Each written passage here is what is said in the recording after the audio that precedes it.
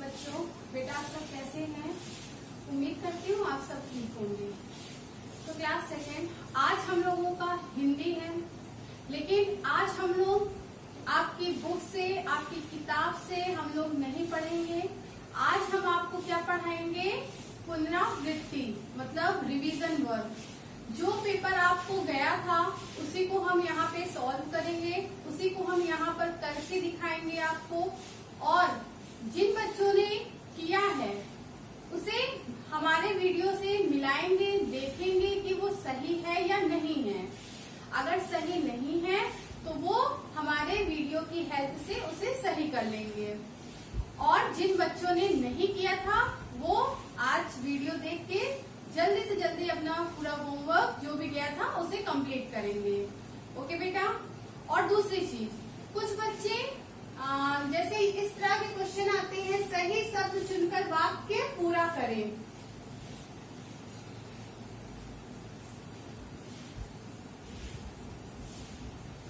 सही शब्द चुनकर वाक्य पूरा करें। तो बेटा इसमें क्या होता है, इसी तरह से आप लोगों को प्रश्न भी जाता है, पेपर भी जाता है। जब आपका एग्जाम होता है, आपका पेपर स्टार्ट होता है जब, तो आपको इसी तरह का पेपर जाता है ऑनलाइन। तो कुछ बच्चे इसको सॉल्व नहीं कर पाते, उनको कुछ प्रॉब्लम्स आती हैं कि इसको कैसे हमें करना है। तो आज हम आपको ये भी सिखाएंगे कि इसको कैसे किया जाता है। तो आइए देखते हैं। सबसे पहले क्या है, आज हमारा दिनांक कितना है? 14/9 मतलब सितंबर और 2020। पाठ हम लोग आज कोई नहीं है। कल जो पेपर गया था आपको उसी को हम यहाँ पे आज करके दिखाएंगे, जिससे आप लोग उसको मिलाइए। पुनरावृत्ति मीन्स रिवीजन। Okay children. फिर इसमें देखिए हेडिंग क्या है, सही शब्द चुनकर वाक्य पूरा करें। सही शब्द चुनकर वाक्य को पूरा करना है। मतलब एक वाक्य दिया है जो अधूरा है, वो पूरा नहीं है। इस वाक्य को आपको एक शब्द सही चुनकर उसे भरना है और एक आंसर भी आपको यहाँ पर लिखना है। जैसे देखिए अटूट का अर्थ कि यहाँ गैप है, होता है। अटूट का अर्थ होता है, जिसमें 4 विकल्प आपको दिए गए हैं। का विश्वास, खा न टूटने वाला, गा साहस और घा धैर्य। अब आप बताइए इन चारों में से कौन सा विकल्प हमारा सही है? आप लोगों ने पढ़ा है, आप लोगों को आता है ये, तो आप लोगों ने क्या आंसर लिखा है? अगर कुछ बच्चों ने गलत किया होगा तो उसको इस वीडियो की हेल्प से आप लोग सही कर लीजिएगा। ओके बेटा। तो अटूट का अर्थ क्या लिखेंगे हम? खा, मतलब ना टूटने वाला। तो उत्तर में हम यहाँ लिखेंगे खा। और इसी चीज को हम यहाँ भी लिखेंगे। क्या लिखेंगे? ना टूटने वाला। ना टूटने वाला होता है। अटूट का अर्थ ना टूटने वाला होता है। दूसरा प्रश्न है, मुर्गी चक्की के पीछे, फिर गैप है, गई। मुर्गी चक्की के पीछे, क्या इसमें हम लोग क्या सही शब्द भरेंगे? पहला है आई, दूसरा है दौड़ी, तीसरा है छिप और चौथा है इनमें से कोई नहीं। तो इसमें सही विकल्प हमारा क्या है? मुर्गी चक्की के पीछे छिप गई। तो उत्तर हम क्या लिखेंगे? गा। और इसी चीज को हम यहाँ लिखेंगे जिससे ये वाक्य हमारा पूरा दिखाई दे और पूरा हो जाए। मुर्गी चक्की के पीछे छिप गई। फिर देखिए तीसरा है, बरसात में बादल जम के, बरसात में बादल जम के। 4 विकल्प दिया गया है। पहला है बरसे, दूसरा है तरसे, तीसरा है जल से और चौथा है परसे। इसमें सही वाक्य क्या होगा? सही शब्द क्या है? बरसात में बादल जम के बरसे। तो उत्तर हमारा क्या है? का। और इसी चीज को हम यहाँ भी लिखेंगे।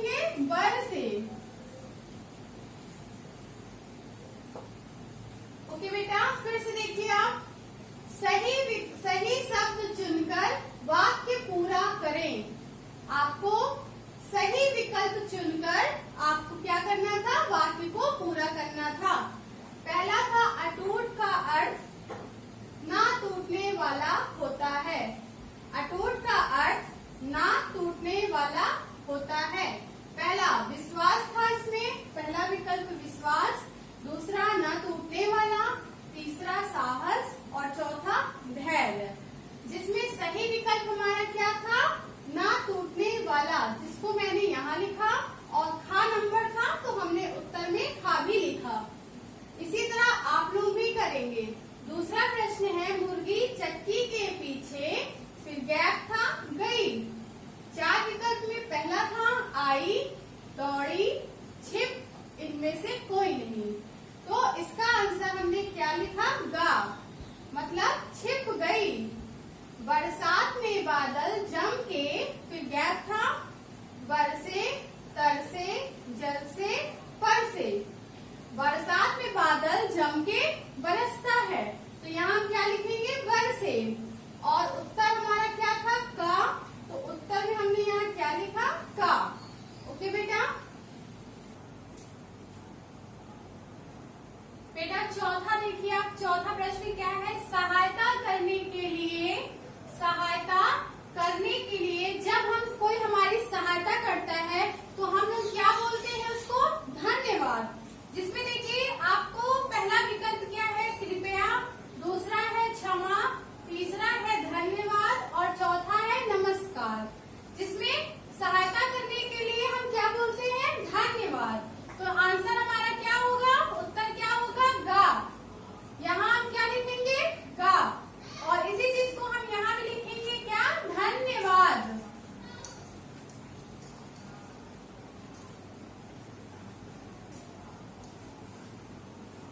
धन्यवाद, सहायता करने के लिए धन्यवाद।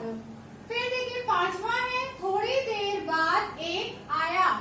थोड़ी देर बाद एक कौन आया था, आप लोगों ने कहानी पढ़ी थी। थोड़ी देर बाद एक घोड़ा आया, तो इसमें आंसर क्या होगा, गा। और यहाँ हम क्या लिखेंगे, घोड़ा। थोड़ी देर बाद एक घोड़ा आया। फिर देखिए व्यंजन की संख्या होती है। व्यंजन की संख्या कितनी होती है, आप लोगों को मैंने बताया था व्यंजन की संख्या कितनी होती है। देखिए पहला इसमें विकल्प है 11, खा है 33, फिर गा है 12, फिर घा है 10। व्यंजन की संख्या कितनी होती है, 33 होती है। खा, उत्तर हम क्या लिखेंगे, खा। और यहाँ पे क्या लिखेंगे, 33।